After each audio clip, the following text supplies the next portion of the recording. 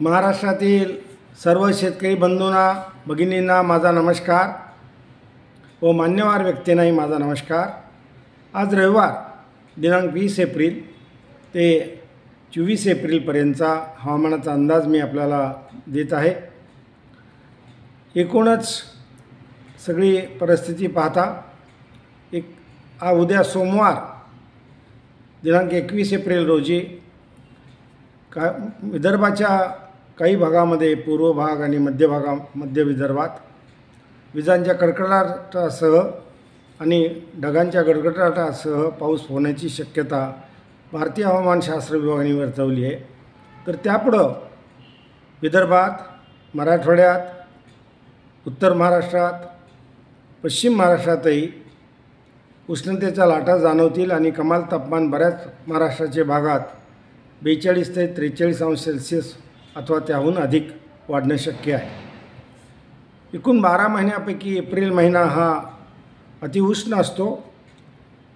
आता कार्बन उत्सर्जन अधिक होत असल्यानं आणि जंगल क्षेत्र कमी झाल्यानं जागतिक तापमानवाढ 1.5 अंश सेल्सिअसनी झालेली आहे। सर्व ठिकाणी आपल्याला 1.5 अंश सेल्सिअसनी तापमान अधिक जाणवत आहे। महाराष्ट्राच्या बऱ्याच भागात सरासरीपेक्षा 1.5 अंश सेल्सिअसनी तापमान अधिक आहे आणि उष्णता अधिक जाणवेल। ही झाली हवामानविषयक परिस्थिती। आता आपण कृषी सल्ल्याबाबतीत थोडं चर्चा करूया। आता अशा परिस्थितीमध्ये ज्या वेळेला पिकांची पाण्याची गरज वाढते तेव्हा उन्हाळी हंगामातील पिकांना 8 ते 10 दिवसाच्या अंतराने पाणी द्यावं। त्याचप्रमाणे ठिबक सिंचनचा कालावधी आता जो काय असेल तास किंवा 2 तास तो वाढवावा। शेती कामे सकाळी आणि दुपारनंतरच करावीत, कारण एवढ्या उष्णतेमध्ये शेती कामांचं काम करत असताना सनस्ट्रोक होण्याची शक्यता आहे। ते आपण टाळावं आणि म्हणून शेती कामं ही सकाळी आणि दुपारनंतरच करा। आता शेतकरी प्रश्नांची काही उत्तरं मी आपल्याला देणार आहे। त्यात प्रामुख्यानं श्री लक्ष्मण थावरे, प्रभाकर पिंपळे आणि उमेश कदम विचारतात की यावर्षी पावसाळा कसा असेल व पेरणी वेळेवर होईल का? पेरणी तारखाबद्दल माहिती द्यावी। आता नुकताच स्कायमेट या खाजगी संस्थेने आणि त्यांनी 103% सरासरीचा पाऊस होईल असा अंदाज दिला आहे। तर भारतीय हवामानशास्त्र विभागाने या वर्षासाठी 105% सरासरीचा पाऊस होईल असा अंदाज दिलेला आहे। आता यावरूनच आपल्याला असं लक्षात येतं की सरासरीपेक्षा पाऊस अधिक होणार आहे असे अनुमान याच्यावरून निघतं। तर आपला जो अंदाज आहे तुम्ही 1 जूनला महाराष्ट्रातल्या 15 स्थानिकांसाठी देणार आहे। विदर्भ, मराठवाडा, उत्तर महाराष्ट्र, पश्चिम महाराष्ट्र, दक्षिण पश्चिम महाराष्ट्र आणि कोकण या विभागांसाठी 15 स्थानिकांचा डेटा माझ्याकडं साधारणपणे 25 मेपर्यंत येतो, मार्च एप्रिल मे महिन्याचा। त्याच्यावरून आपण आपल्या मॉडेलचा लांब पल्ल्याचा जून ते सप्टेंबरचा अंदाज एकदम बरोबर येतो। कुठं पाऊस किती होईल हे त्यावरून कळतं, म्हणजे प्रत्येक स्थानिकात पाऊस अधिक होईल किंवा कमी होईल हे आपल्याला त्यावरून समजतं। 1 जूनला आपण तो अंदाज देऊ।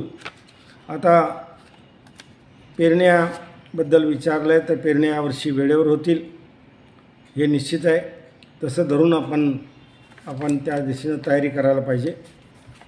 इसाक बागवान विचारतात की अंदमान निकोबारमध्ये मान्सून कधी दाखल होईल? यावर्षी अंदमान निकोबारमध्ये मान्सून त्याच्या निर्धारित वेळेपेक्षा 4-5 दिवस आधी दाखल होणं शक्य आहे। जनार्दन निकम कळवतात की नांदगाव, वैजापूरला अद्याप पाऊस पडला नाही। आता सध्याला एप्रिल अखेरपर्यंतही काही ठिकाणी पाऊस होण्याची शक्यता आहे आणि मे महिन्यात तर पूर्वमोसमी पाऊस निश्चित होतील आणि पूर्वमशागतीच्या कामांना ती आपल्याला उपयोगी पडतील। भाऊसाहेब जाधव विचारतात की भोकरदन तालुक्यात कसा पाऊस होईल? आता यावर्षीचा अंदाज दिलासादायक आहे भाऊसाहेब, त्यामुळे जालना जिल्ह्यात चांगला पाऊस होईल असं अपेक्षित धरूया। श्री गोविंद हंडे विचारतात की यावर्षी कापूस लागवड योग्य होईल का? आता यावर्षी पावसाचं प्रमाण चांगलं राहणार आहे, सरासरीपेक्षा अधिक शक्य आहे।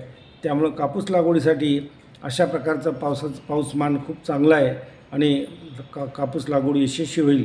त्यामुळे यावर्षी कापूस लागवड आपण आपल्या नियोजनामध्ये ठेवावी आणि त्याप्रमाणे आतापासून नियोजन करावं, चांगल्या जाती निवडाव्यात। रुद्राप्पा कुरसुडे विचारतात की लातूर जिल्ह्यात या 2 दिवसात पाऊस पडेल का? तर सध्याला तरी स्थिती तशी दिसत नाही आहे, परंतु यापुढं त्यानंतरही स्थिती निर्माण होणं शक्य आहे। अशोक जयवाल विचारतात की खरीप हंगामासाठी मक्याची चांगली जात कोणती?